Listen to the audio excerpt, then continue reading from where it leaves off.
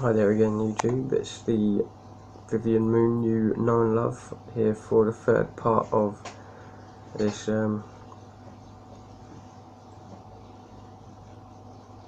this particular series. And this particular series of videos have been looking at the history of human subjugation, the agenda, the reason, the motivation for that subjugation, and we're kind of caught up to the point of farming the technology, suppressing the technologies, and we were talking about how the Jewish people are generally scapegoated for the actions of God's people.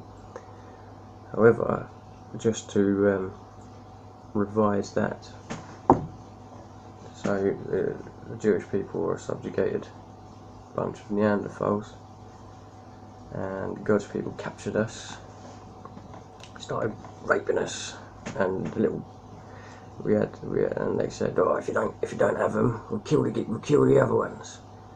Yeah, so you better look after that one, we'll kill that one.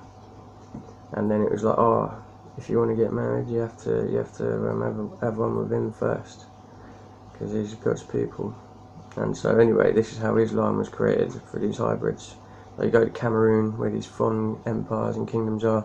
These are the original rape babies, if you like, the original pharaohs, the original hybrids, the original rape babies from pre-dynastic Egypt, where they've managed to capture human Neanderthals and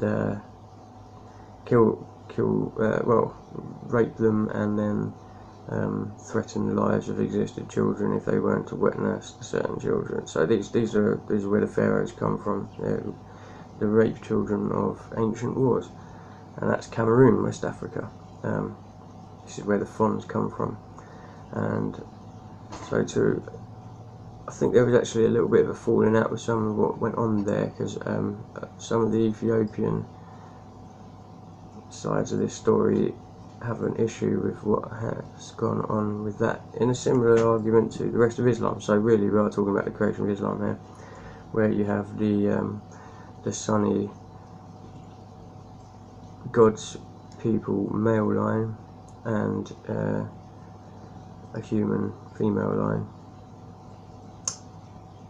or you have the Shiite, which are a blend between the two. So they recognise Allah. They recognise two parts of the two, like a bicameral. So the Sunni side of Islam tends to recognise only the power of is a single point. The Shiites acknowledging the fact that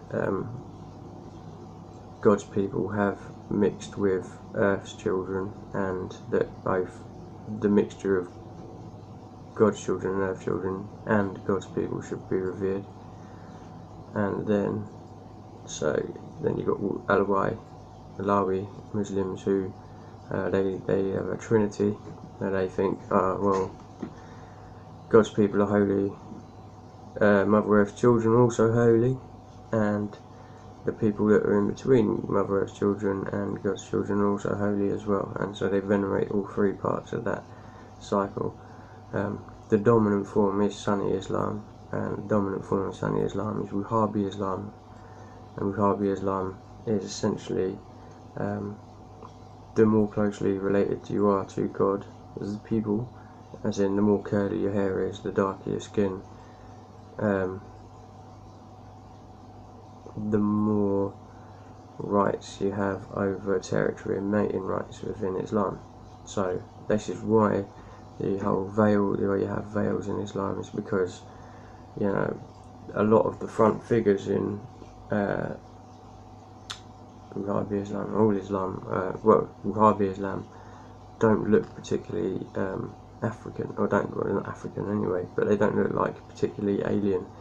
Like they have, some of them have straight hair and just regular tan skin. So they are essentially a group of families, and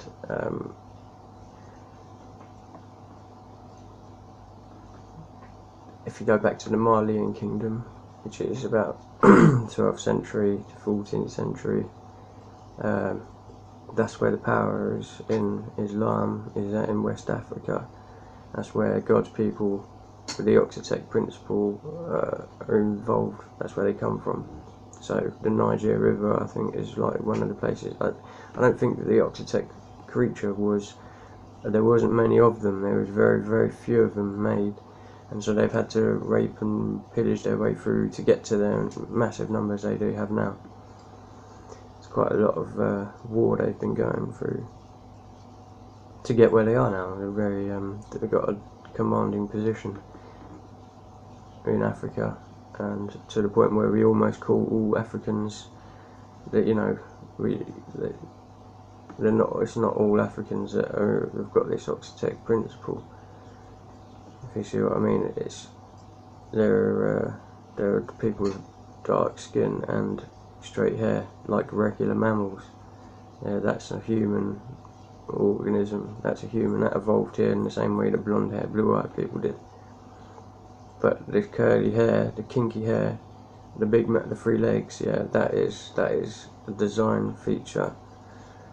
In the same way that we design mosquitoes to be infiltrating a natural population, that is what we're dealing with. And so we've gone through 3 branches of Islam, which is essentially a racial hierarchy, where the more closely related to God's people you are, the more rights you have over territory and mating rights, and the more expectant, the more resolved you, the more pressure there is put on you to exercise those rights. So this is what's happening with the Arab Spring, where basically, essentially, a lot of the pharaohs, a lot of the wet-nursed hybrids from the UK and America have been wet-nursed by society, and they've been used as weapons against the white Arabs in places like Afghanistan, Libya, Iraq,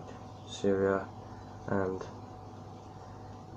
if you go back as far as 1999, so what's essentially happening there is you're having dictators, okay, who protect the minorities, the white Arab minorities, against the black Arab majorities. So the black Arab majorities are being thrown into the country.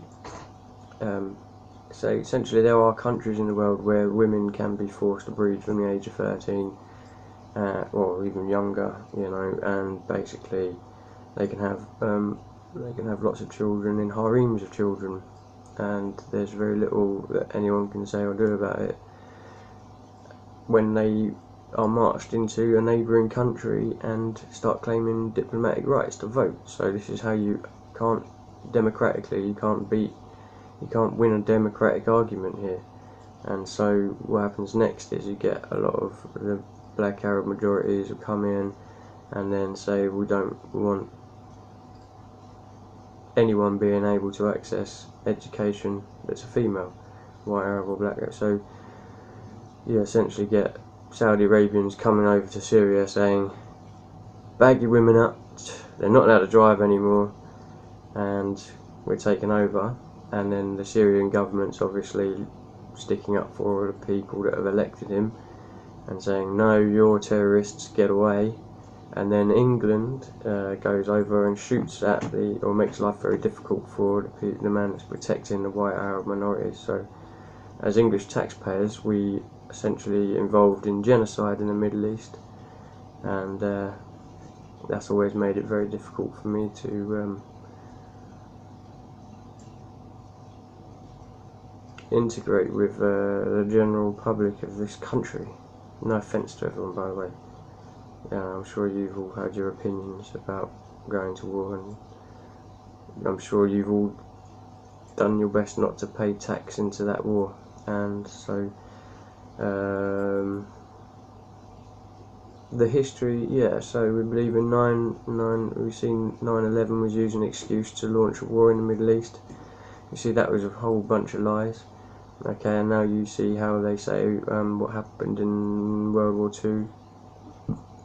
That was a bunch of lies. So there's a lot more lies to go through. We'll be back.